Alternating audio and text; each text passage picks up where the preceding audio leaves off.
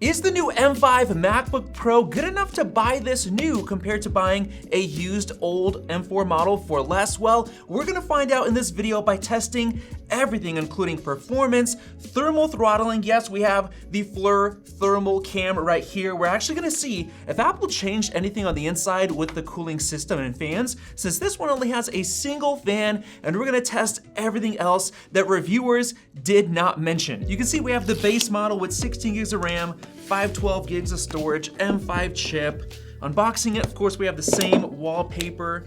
We got the silver model this time around. So now let's see what's on the inside. All right, whoa guys, I just found a really curious difference. Here on the M4, it says, designed by Apple in California, assembled in China, but here, nothing about China at all. I wonder if it's not assembled in China anymore because the Vision Pro has been confirmed to be moved from China to Vietnam assembly. That's interesting. All right, and my favorite part, the moment of truth, and it looks like we still just have a single fan for that M5 chip. We can see we have the SSD NAND flash chips right here, which we do have it upgraded this year. We'll be testing that in just a minute, and everything else looks to be pretty much exactly identical. No differences in the cooler size, nothing. So wow, looks like the M5 is pretty efficient. Now, since we know nothing changed about the design or the internals, let's just jump right into performance. We have Blackmagic Disk Speed Test. Let's test it on both of these, see how the SSDs have improved, and holy smokes, that is insanely fast. 6,300 read compared to 2,000 on the M4, literally triple the read speed. That's gonna help you with overall snappiness, opening apps, everything else. Write speed, 6,068 compared to 3,200. That's almost twice as fast. We are now finally getting the super fast SSDs on the M5. And now jumping into Geekbench 6, you can see we have the same macOS version. Everything's fully updated, and the M5 now has 4.61 gigahertz clock speed compared to 4.42 on the M4. That's 4.3% higher clock speed, which basically means we should expect at least that big of a difference in single core. Of course, we both have 16 gigs of RAM. Thank you, Apple, for giving us that. So let's run the CPU benchmark. And there you go, we have our scores. Holy moly, guys. 16% faster single core, up to 4263. That is the highest recorded single core score, the new M5 chip. Absolutely insane. And the crazy thing is, we had the SVE2 and SME support added last time with the M4, which gave it a huge boost. This time it has the same support, but we're still getting 16% crazy. For multi-core, same 10-core CPU, but 20% higher score. This is performing like the M1 Ultra Mac, and you can get it in a 14-inch laptop for $1,600. That's crazy. And now let's test Speedometer 3.1. This is basically a web browser benchmark to kind of measure how snappy your machine's gonna be for browsing the web and web-based apps. Oh, I almost forgot to mention we charged both of these to 100%, so let me go ahead and unplug them, and that way we're gonna test the battery life as well. And there you go, 20% faster on the M5, scoring 60.2 points. That's the highest recorded score. This is essentially the world's fastest computer for browsing the web and everything else. And now let's move over to the graphics. We have Geekbench 6's Metal Test.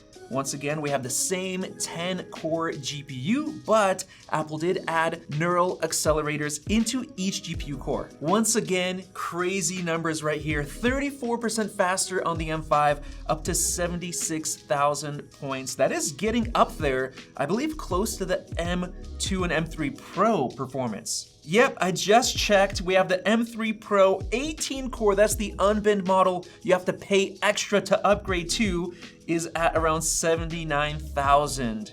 Man, that's insane. And now let's move on to comparing web design using Figma. This is a project provided to us by 500 Designs, one of the best design studios based out of California. So what I'm gonna do is select 12 layers right here, 4x PNG. Let's go ahead and update, and I'm gonna time how long it takes on each machine. They both just finished. The M4 took 2 minutes and 2 seconds. The M5 took 1 minute and 38. That's about 24 seconds faster, so we got a little bit of an improvement there. And now let's get into testing 3D Mark's Steel Nomad Lite, basically a gaming benchmark. We got the score 39.4 FPS compared to 31. That's about 27% higher average FPS. And now let's test ray tracing with gaming. This is Solar Bay Extreme. It's the latest benchmark that they just released in unlimited mode, because we do have some changes on the GPU architecture on the M5. Max Weinbach did say in his new review that we have a 3rd generation ray tracing accelerator. We have a new shader core and of course new neural accelerators, which work similar to NVIDIA's tensor cores. So let's go ahead and start this test. And there you go, that is what I was waiting for. Holy smokes, 32 FPS compared to 21.5. That's basically 50% faster for this ray tracing test. That means we're gonna get huge ray tracing gains for all different kinds of performance workloads that you do with graphics and ray tracing. That is insane. And now let's get into Blender. This is the app that a lot of 3D rendering artists use, and I'm really excited to see how big of an improvement we get. Of course, we have ray tracing, acceleration, everything enabled, cycles, GPU. Let's go ahead and render image. No way, guys, it's even faster. It took 55 seconds to render this image on the M5. 1 minute and 48.5. That means it is almost exactly 2 times faster than the M4, generation over generation. That is insane. I'm actually looking up the score of the more expensive M4 Pro, and this thing is almost as fast with only 10 GPU cores. This is nuts. By the way, guys, make sure to subscribe because we're gonna be comparing the M5 to the M4 Pro and seeing how big of a difference there is. And now with some of those graphics tests out of the way, let's get into Xcode, where we have our Xcode benchmark to see how much faster we have for programming, because some people said it's quite a lot better. But first, before I get into Xcode, I want to show you guys our sponsor, TomToc. This is their laptop sleeve that I've actually been enjoying since last year. You have a zipper on the top, just like this. On the inside, you have a really nice and soft felt lining to protect your MacBook's finish, so you can easily just slide it in. You also have corner guard armor, which does protect it from drops on the corners. You also have this nice little zipper where you could put in your charging cable. It won't get lost. This thing is amazing. So go ahead and use the links down in the description below to order yours today. And now jumping back into Xcode, we have our results. We have 148 seconds for the M5, 177 for the M4, almost 30 seconds faster on the M5, so nice improvement there. And now for you music producers out there, this is Logic Pro. This is the Logic Pro benchmark, which essentially puts a stress load of running a bunch of instruments or tracks at the same time. So let's go ahead and run it here. So you can see they're both playing it just fine. And you can see they're both playing 140 tracks just fine. All right, let's bump up the M5 up to 200 tracks. Okay, that is too much. It has already reloaded. 140, by the way, is how much we got on the M4 last time we tested. All right, 170 tracks. Still too much on the M5. Okay, let's try 160. There you go. I just tested a bunch of times. Ended up with 159 tracks on the new M5 versus 140 on the M4. That is not that big of a difference, only 19 tracks more. That's because we still have only 4 performance cores, the same as the M4, and that is what matters for stress tests like this. And now let's do a first, something we've never done before. We're gonna test AI performance. This is Draw Things running offline locally on both. We downloaded the Pixelwave Flux 0.1 Schnell 04 on both of them. We're gonna see how much faster we can do text to image generation. So I added in a prompt right here. So describing a girl. Let's see what we get. I've left everything default. The only thing I changed is I turned down the steps down to 5 steps on each. So let's go ahead and generate. And dang, there you go. We are done. Wow, that is very fast on the M5. We ended up with very similar images left and right, and it took only 53 seconds on the M5. We had 5 steps for this image generation compared to 2 minutes and 9 seconds on the M4, making the M5 chip over twice as fast for this text-to-image generation. That is a crazy speed up. Now, I do want to show you guys a couple of other charts from Max Weinbach's review of the M5. He tested the M4 versus the M5 without using the new neural accelerators with the new MLX. He saw a 31% performance boost on the M5, with the Decode Prefill being 108.7 tokens per second compared to 75 on the M4. But when he enabled the brand new neural accelerators, he saw a 3.65 times speed up, which was very, very impressive. So these new neural accelerators are doing insane work for local AI. And now let's move on to our stress testing. We have Cinebench 2024. This is where we're going to use this FLIR thermal camera. But first, I wanted to test the single core. We got 199 points on the M5 compared to 172 on the M4. That's 16% faster. That's a pretty good difference for real world CPU rendering. I heard it actually hit 200, quite insane. But now let me get into the 10-minute stress test for multi-core. Alrighty, we just got started and I have MX Power Gadget open right here so we can monitor the temps and the clock speeds. Looks like we're already running at 4.25 on the P cores. That looks to be the maximum you can run when you're running all of the P cores and cores at the same time, so 4.25. 3.94 looks to be the max on the M4. We're already going down, look at that. We're throttling down a little bit. That's actually insane. We're already over 100 degrees Celsius on both of them. Looks like the new E cores run at 2.96 compared to 2.8, so a little bit of a speed boost for those P cores. Running at higher power on the M5. I think it was over 30 watts peak compared to just 25 on the M4, so a little bit more power. As far as the temps, the M5 is already cooled down to 98 degrees Celsius while we have 103 on the M4, so it does seem to be sort of throttling the performance a bit. But wait a second, look at that. The M5 went down to 4.0 P cores and it slowly started trickling back up to, what is that, 4.17, whereas the M4 went from 4 down to about 3.4, slowly going down. It's not recovering whatsoever. That's quite interesting. All right, now it did recover on the M4 a little bit higher, but definitely nowhere as high as the M5. I mean, it's running at 4.18 right now, much faster. Now the M5 is running the fan quite a lot faster, 5,800 RPM compared to 4,200. So it's kicking in that fan sooner.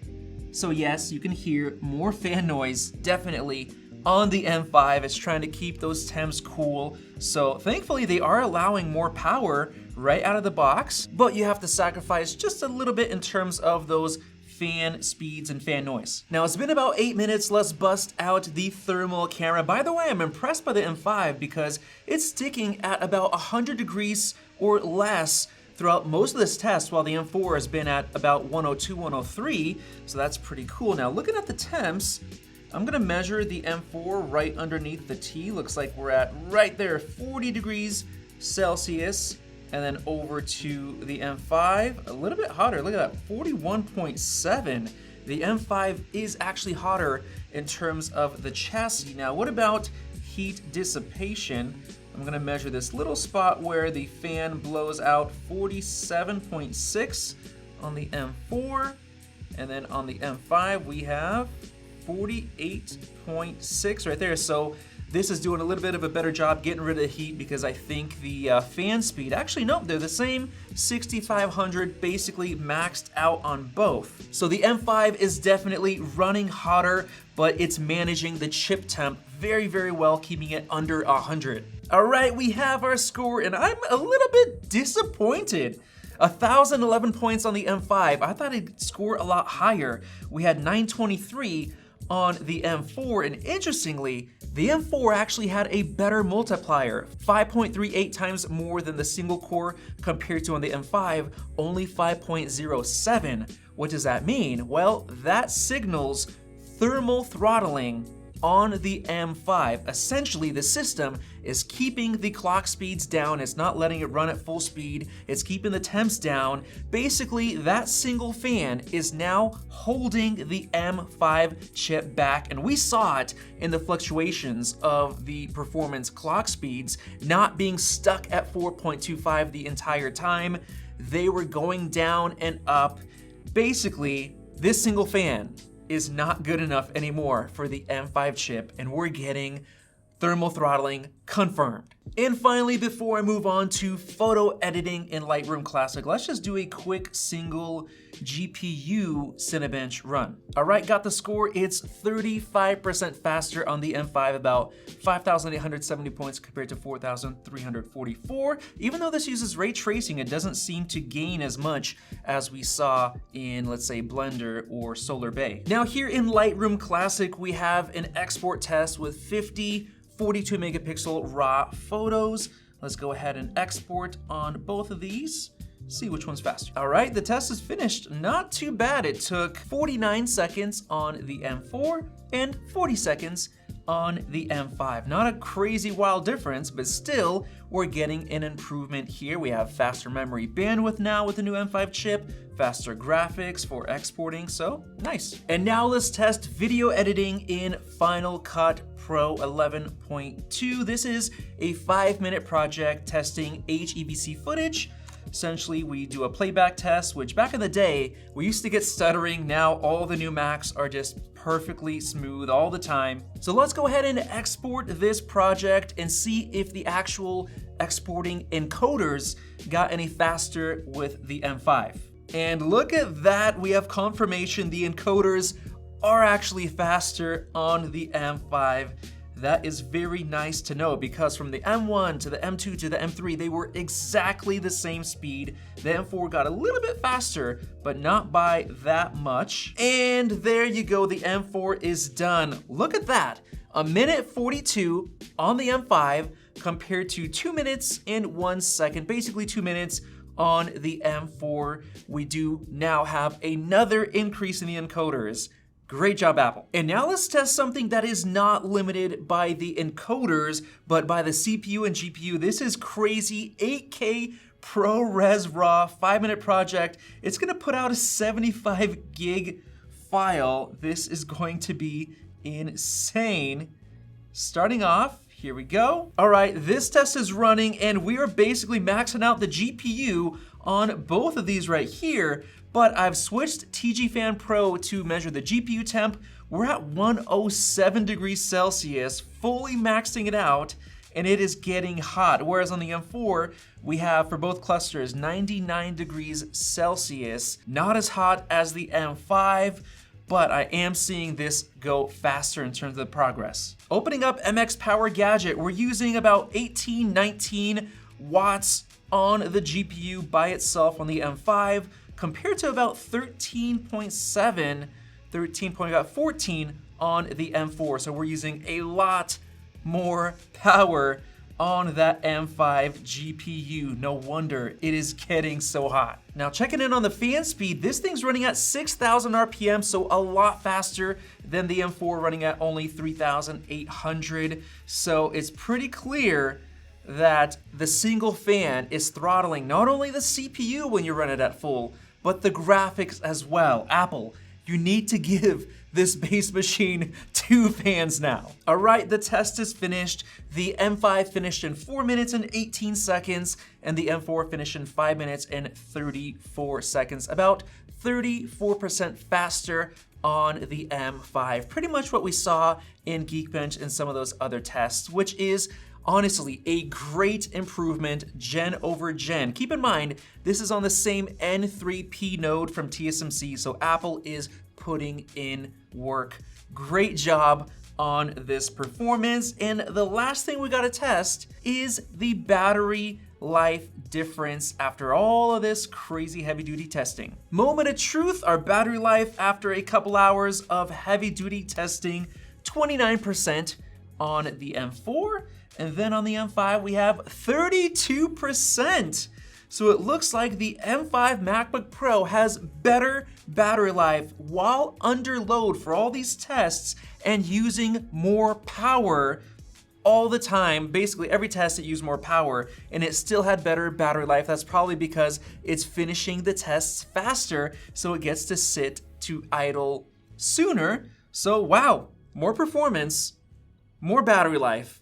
Bravo. And now with all that testing out of the way, let's answer the original question. Do you buy the M5 MacBook Pro, the new model, or do you go for the M4, which right now, actually, you can get the M4 for $1350 on Amazon. That's a pretty nice discount compared to $1584 on the brand new M5. Well, honestly, if you use your laptop like a regular person that doesn't do a lot of performance tests and tasks, you should probably just get the M4 MacBook Air. But if you care about having the MacBook Pro, then oh man, that $1350 sounds pretty good for the M4 model. But if there was something that I tested earlier in this video that matters a lot to you, especially things like ray tracing or gaming or 3D rendering in Blender, those saw really, really nice improvements, and those are definitely worth spending the extra money. So with that said, final conclusion, if you really care about performance, just get the M5. You're gonna feel better about it. You're gonna feel like it's better future-proofed. It has the faster SSDs. I think you're not gonna regret it. I'll have the links to both of these machines down in the description and pinned comment below. Thank you guys for watching. Hopefully you enjoyed this. Let me know your thoughts and comments down below, and we'll see you in the next video.